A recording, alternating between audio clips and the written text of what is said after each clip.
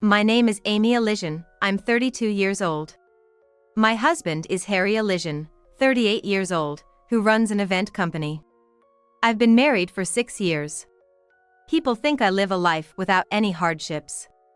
But I feel a lot of constraints. And nobody knows the other side of my husband, who appears cheerful and positive. Harry loves gathering with a lot of people. This day was called Harry's father, John's birthday party, and the whole family gathered. While we were lining up at a fancy French restaurant waiting for our table, my husband proudly said, "We often come to places like this. Always Michelin-starred with my wife," with a smug look. "Well, aren't you lucky?" "Huh? Must be the diner down the street you're talking about.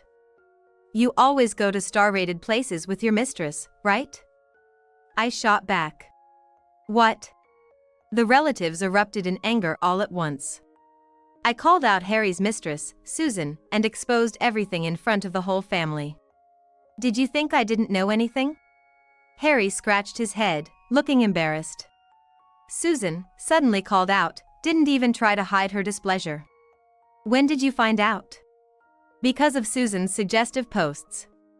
There was a photo of an arm wearing a watch Harry bought for several $1,000s. There were also photos taken from the passenger seat of Harry's car. It was too obvious, you know?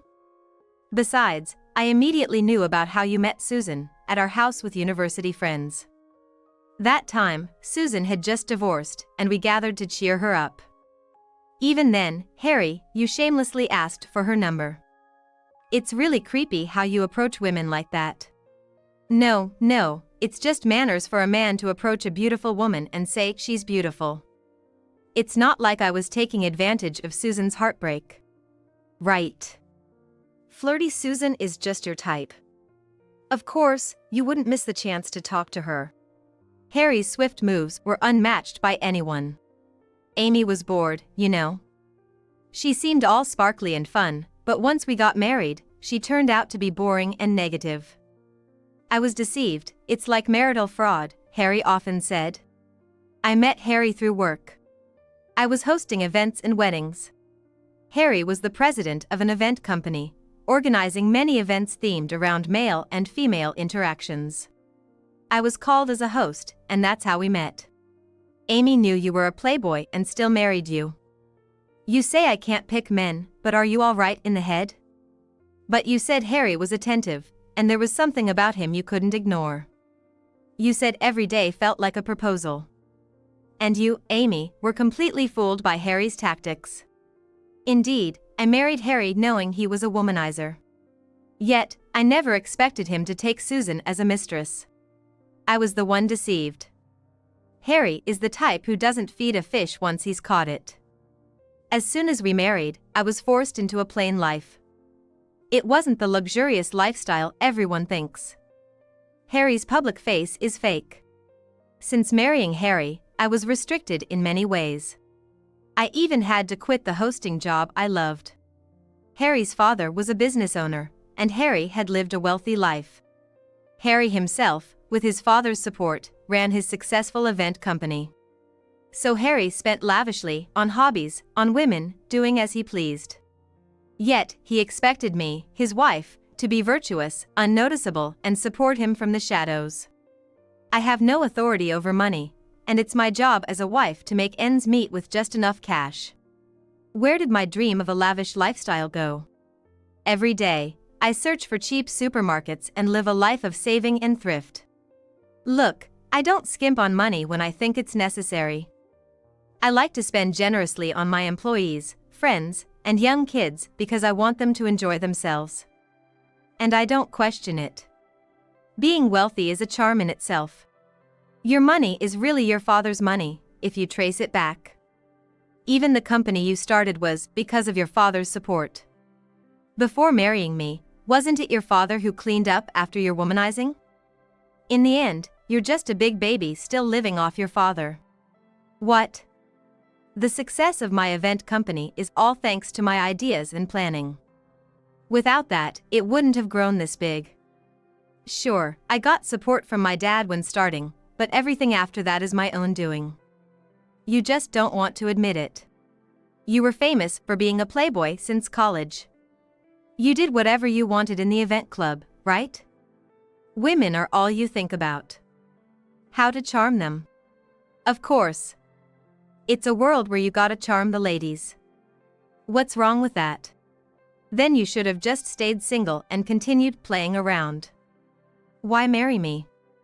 If you can't be satisfied with one woman, you should have stayed single forever. All you wanted was someone to take care of you, right? You choose flashy beauties for affairs and mistresses, but want a wife who's quiet and supports her husband from behind. If that's the case, choosing me as a wife was a big mistake. You know it yourself. I regretted marrying you almost immediately. I chose you for your looks, but soon realized you weren't domestic. But I couldn't just divorce you right away because of the family, right?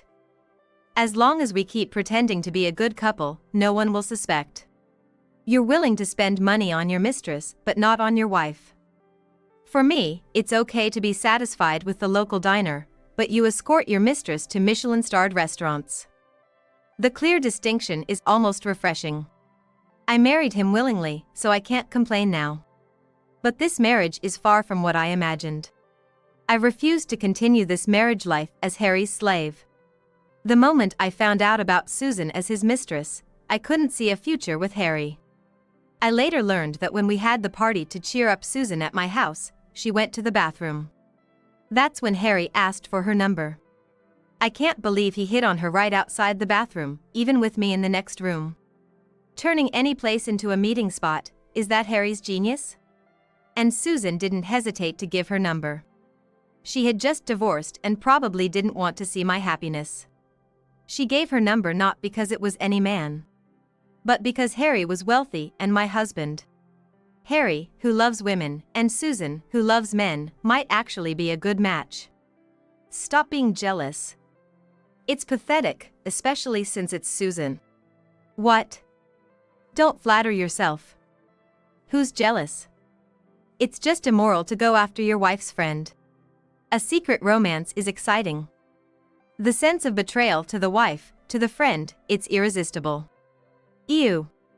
There's a perfect incident that describes my relationship with Susan. We were at the same university, majoring in the same field.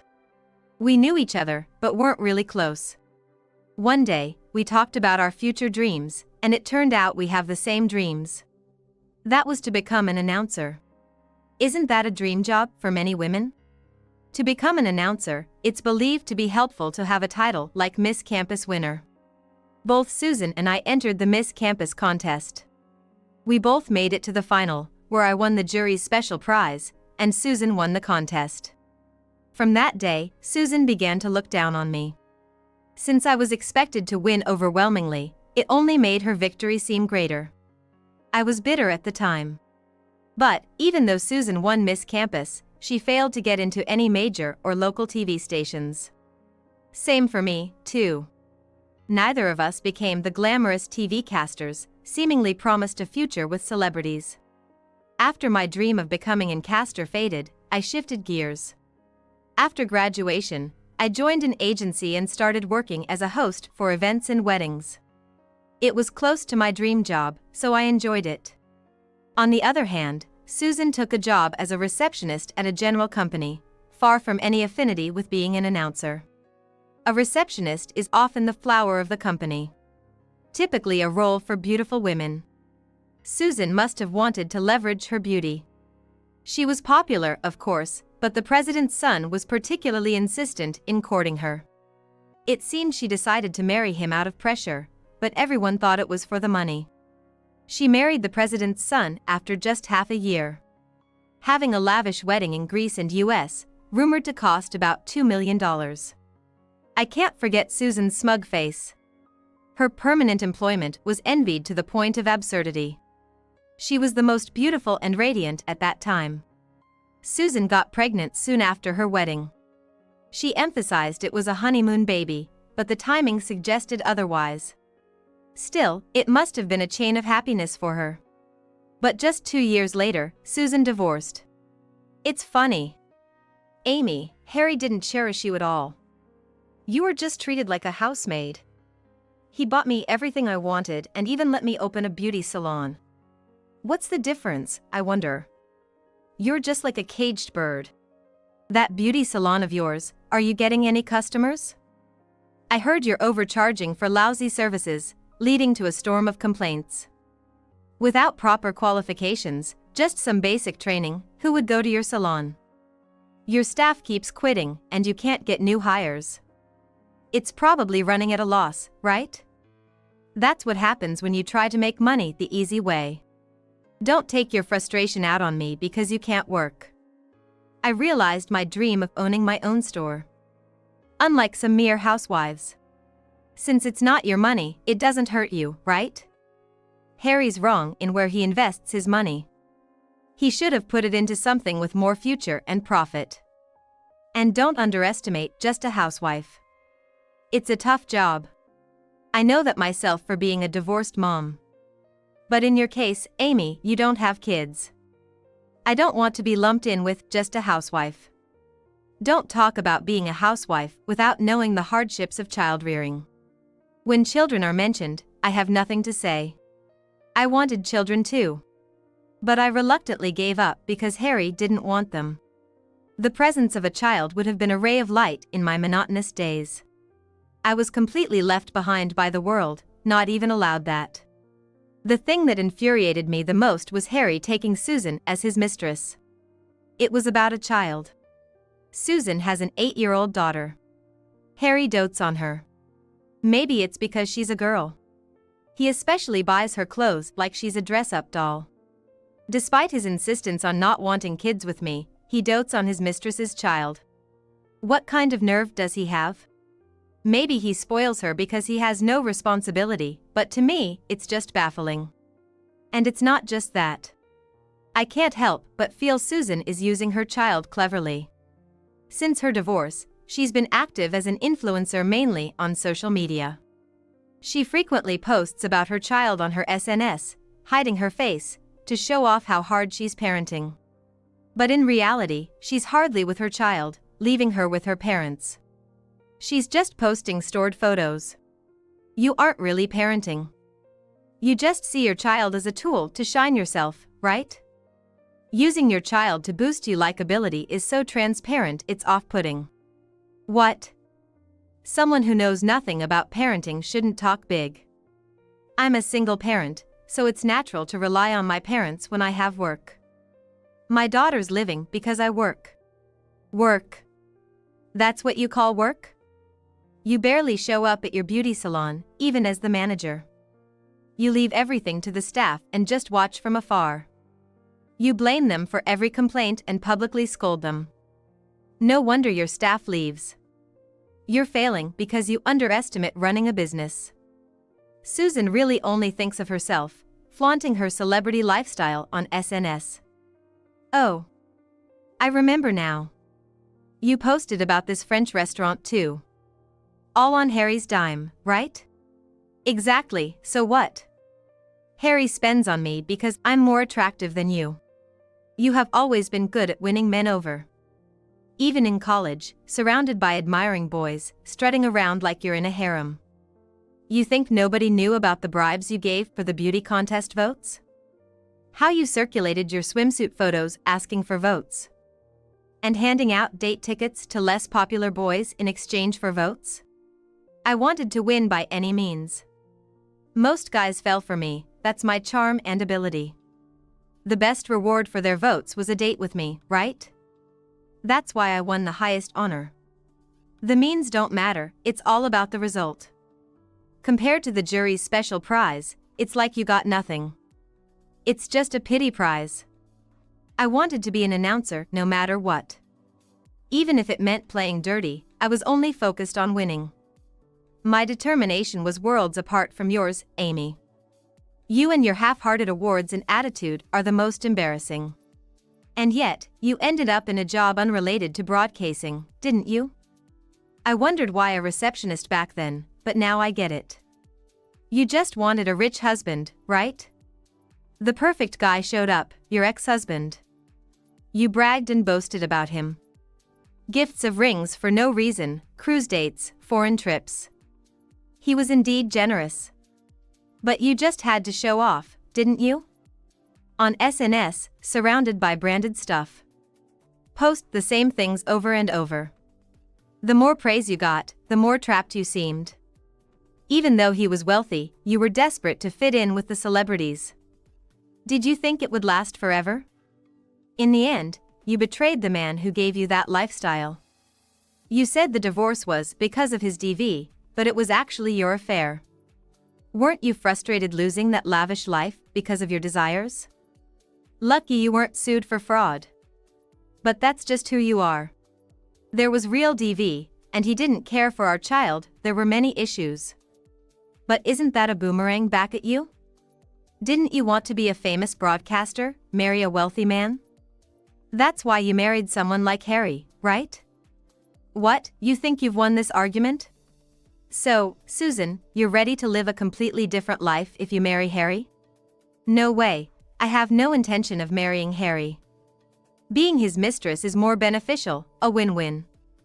I'd never marry him. I don't want to be a slave like someone. Harry, why are you silent? This whole mess is because of you. What are you, cool as a cucumber? That's just like you. Susan says this, but what about you, Harry? You gonna leave it half done? Plan to divorce me and marry Susan? You took her as a mistress with full awareness, right? You need to give answers, not just to me, but to Susan too. Always silent when it's inconvenient, but that solves nothing. Always running away. How many times did your dad bail you out? Did you know your affairs and mistresses were attacking me? What's your responsibility to me? My prime years were stolen by marrying you. I'm at my limit with all the dissatisfaction and patience. If we divorce, fine. I have enough women to fool around. I could just hire a real maid. No need for you. What? Do you even understand how I've lived?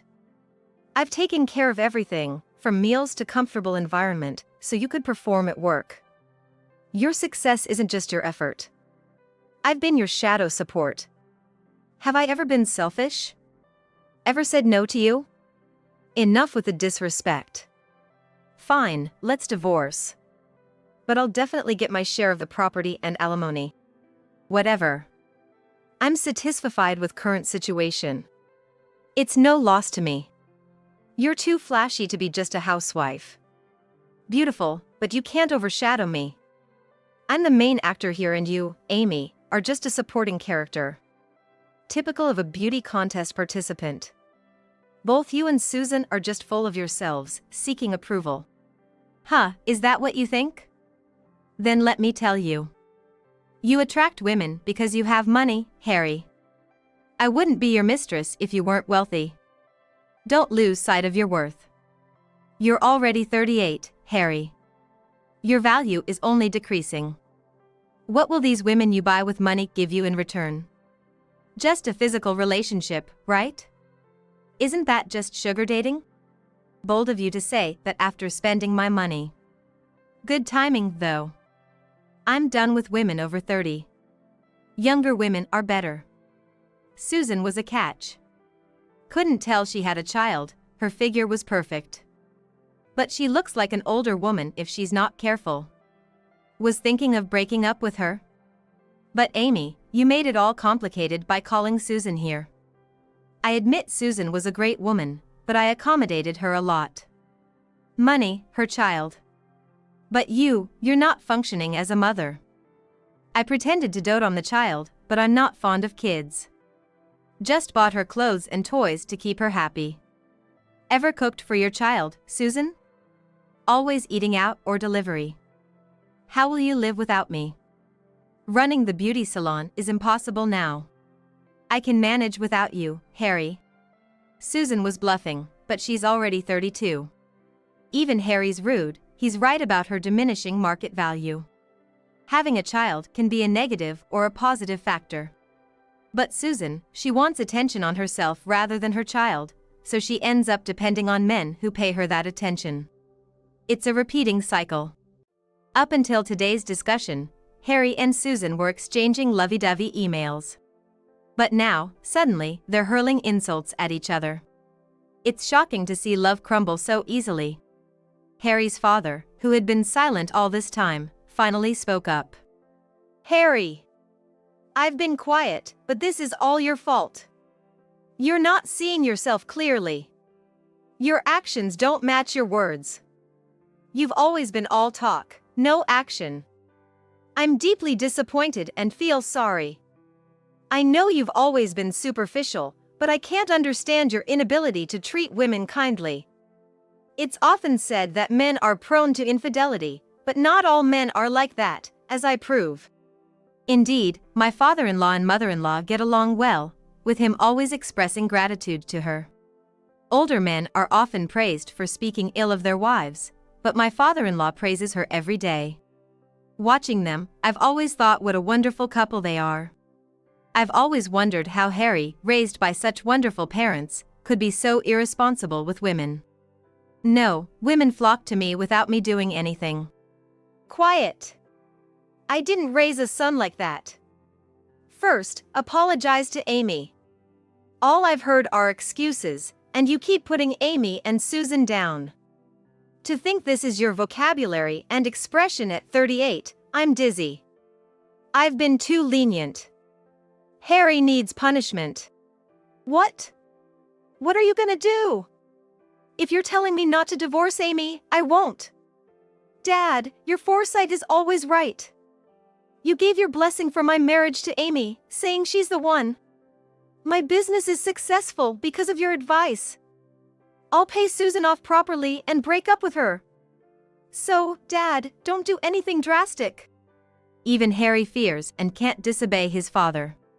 My father-in-law is usually gentle, but when he gets angry, it's frightening. I've heard he can be cold too. Now, what punishment will my father-in-law give to Harry? Harry, you said your company's in trouble? Yeah. Why didn't you say it was in danger earlier? Were you waiting for someone to fix it? Harry paled instantly. Being his wife, I didn't know about the state of his business. But thinking back, he was often on his phone at home. I thought he was talking to Susan or some one-night stand.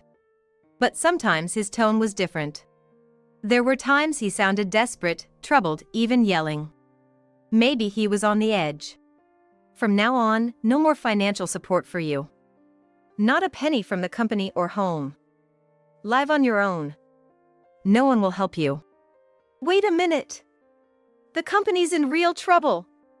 Without financial aid, it's doomed. It's already failing. Why didn't you change your lifestyle knowing it was in danger? You didn't reduce your living standard even when you had no money, even borrowing. Debt collectors came to our house. What were you planning, keeping up appearances? And there's something else you haven't reported, right? Unreported? Oh, the employees. The employees collectively resigned, right? 3 months' salary unpaid, they're suing you. What? Sued? What do I do, Dad? Help me, please. I feel the same, and I think Susan does too. Harry, you're just embarrassing. Harry suddenly seemed to have deteriorated before my eyes. I wondered what I ever saw in him to marry him. On closer inspection, Harry, now almost in his 40s, is losing the firmness in his skin. His hair, too, is noticeably thinning. In his youth, he was revered as the king of the lively event circles. He carried that same aura into starting his event company, which initially succeeded impressively. He must have mistaken it for his own kingdom. Fairly handsome, with high communication skills. And also he had money. He was bound to be popular. Women were always drawn to him, and he took it for granted. Now, his company has collapsed. He's penniless. And he can't return to his youthful looks. Harry's hellish punishment is becoming someone no one cares about. The Michelin-starred French restaurant where we gathered for my father-in-law's birthday celebration. 1 month since the tumultuous scene unfolded there. Harry's company spectacularly failed. And so did our marriage. Susan also ended her affair with Harry. He's being sued for unpaid wages by his former employees. On top of that, there's my alimony. and the unpaid rent for the beauty salon Susan managed. He needed a huge amount of money. Harry, a pampered man who never struggled, is now mistreated in any company he joins. On the other hand, Susan, the mistress who also put on a face like a victim. Susan lost custody of her child to her ex-husband due to neglecting her parental duties. It's only natural. After the divorce, I felt refreshed and resumed my beloved career as an event host. I kept practicing to be ready for a comeback, doing vocal exercises and tongue twisters. Thanks to that, I started receiving numerous bookings. Finally, it seems I can lead a life that's true to myself.